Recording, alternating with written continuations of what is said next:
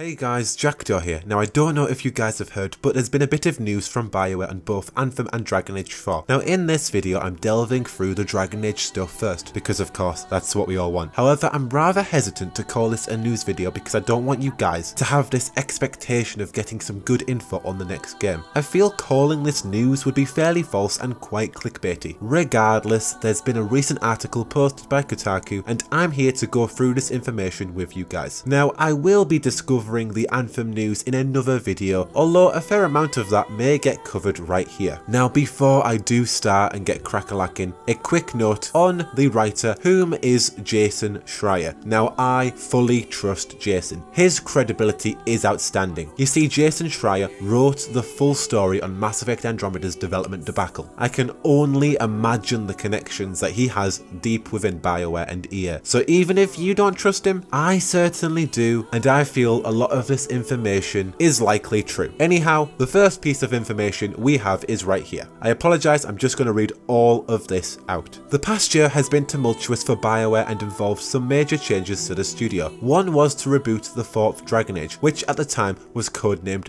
Joplin. According to two sources, there's a running theme here. Anthem's codename was Dylan. The goal, those sources said, was to implement more live elements into the game. Although two of these sources stressed that this next Dragon Age will still have a heavy focus on character and story. Whenever it does come out, it's not clear what a live version of Dragon Age might look like, but EA has been public about its embrace of games as a service, and its lack of interest in releasing $60 games that do not have any sort of revenue tail. Whatever that means, paid extra content, microtransactions, or something else. End quote. Now I'll get back to the codename of Joplin at the end of this video, but in terms of a live service, I have seen so much worry online by fans, journalists, outlets. Outlets are having a worry about this. All this could mean is that the game could just have a larger emphasis on multiplayer, like having a bigger multiplayer game service in itself. Let me explain. First of all, I don't see BioWare making Dragon Age, their single player, narrative focused RPGs, into a co-op or even a multiplayer game. That is just completely nonsensical, unrealistic, and that will never happen. The term live service only really means a live connection. Mass Effect 2 had a live service. Cerberus Network was a live service. What did Cerberus Network provide? All it did was act as a season pass for the game. No multiplayer, no co-op, no revolutionary changes to Mass Effect, just the Zaid DLC and other smaller DLCs. That's it. That is a traditional BioWare live service. And in Dragon Age Inquisition, we got our first ever Dragon Age multiplayer game mode. Now, I rather enjoyed it only when I had friends to play with. Only then it did provide to be fun every once in a while. Now, when I see, or I should say hear, that Dragon Age 4 will have a live service, it means nothing to me, because technically all of BioWare games have had a live service since Mass Effect 2. Heck, since BioWare joined EA, there's been a massive push of live service. So to me, this just means that Dragon Age 4 will have a multiplayer big enough so EA can then put their scrutinizing microtransactions in. It doesn't mean the entire game is going to be multiplayer. It doesn't mean they're going to ruin the franchise. I honestly would not get worried about this in the slightest. I don't feel that BioWare are going to ruin the genre of Dragon Age. That just wouldn't make sense. Come on, think about it. Just because Anthem is coming out from BioWare doesn't mean they're going to do that to Dragon Age. Now let's move on to another issue. Back to the article. What's clear is that BioWare Studios Edmonton and Austin are singularly focused on Anthem and will be until the game comes out. Even Mark Darrah, executive producer and shepherd of the Dragon Age franchise, was recently moved to Anthem in June. Shortly after Anthem's reveal,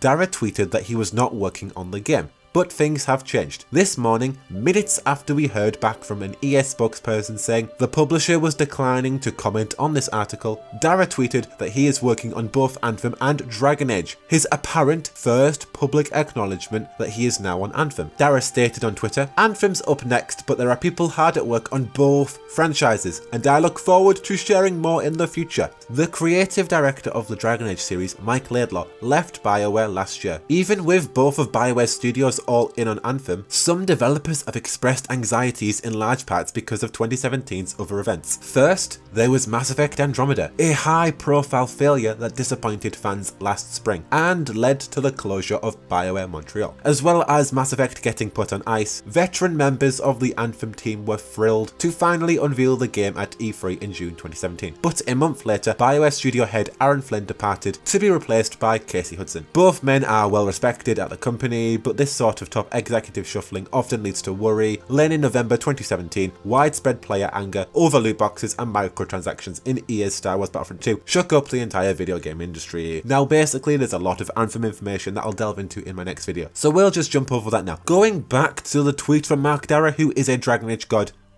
No, not that type of Dragon Age god. It seems that he is the executive producer of both games, both Dragon Age and Anthem. Darrah has practically just confirmed the game's existence. Dragon Age 4 is in production, guys. We've got an official announcement. How gosh darn exciting we can finally say that Dragon Age 4 is definitely in development. Now going back to the code name for Dragon Age 4, so the next Dragon Age project was codenamed Joplin. Now, you know how Anthem was nicknamed Dylan, like Bob Dylan? Because Casey Hudson said that they were going to create a revolutionary game that will amaze its audience, just like Bob Dylan did. Well, we've got Joplin for Dragon Age 4, like Janis Joplin. Now, thanks to Gilda Farland for that reference. Janis Joplin was one of the biggest female rock stars of her era. If this is the expectation for Dragon Age 4 for being compared to Janis Joplin, then excuse my optimism, but my confidence for Dragon Age 4 has just doubled. Now, instead of frantically worrying about Dragon Age 4, I feel we should just calm down, drink some jasmine tea, and embrace the facts. Live service marketing has been in BioWare games for a while now. It's nothing new on that front, don't worry about it. Of course the multiplayer may get a bit bigger, and BioWare may try do some shady incorporating multiplayer within the single player like a tactical or an operations board. But think back to what happened in Mass Effect 3 and the having to gain enough points for the definitive ending by playing the multiplayer scandal. The wind was taken out of BioWare's sails. They were certainly given some humble pie during that entire circumstance. So we know they're not going to repeat previous mistakes when it comes to involving the multiplayer into our single player experiences. Now what else is a fact? Well, BioWare is shifting the majority of their teams to work on Anthem. Now to me, this is a positive for the new IP. We are seeing BioWare making a rash decision based on what the public's current verdict is on the game. Now of course this is all to do with EA, Star Wars Battlefront 2 and their evil microtransaction ways, but I think because EA's marbles are all on Anthem, the company needs it to be a success. That's why it's getting delayed and that's why everyone is working on it. This is not because the team is pulling out of Dragon Age 4, they're not ceasing the project, they just need to work on Anthem. They need the game to be the best it possibly can be. So to end, what does this all mean for Dragon Age 4? The most important question. Well, it means that we're probably going to be waiting a little bit longer for the game. Now with that dampening news, at least we now have a confirmation for the game to go alongside that anticipation. So at the end of the day, all I see is good news. We're seeing Anthem getting more support, more work so it can be the product that it's aiming to be, the product that it's been marketed towards. And we're also seeing Dragon Age 4 getting actually officially confirmed, and it's being called the Janis Joplin of video games. Just imagine that, people. Dragon Age 4 changing the era of not just RPGs, but the entire video game platform. Now forgive my optimism again, but I'm pretty excited to see what's going to happen with BioWare. Now of course, for all those things BioWare, Dragon Age, Anthem, Mass Effect, whatever, all of that, you're already in the right place for all that jazz. But until the next one, I have been Jackdaw, and I should go. Whoa.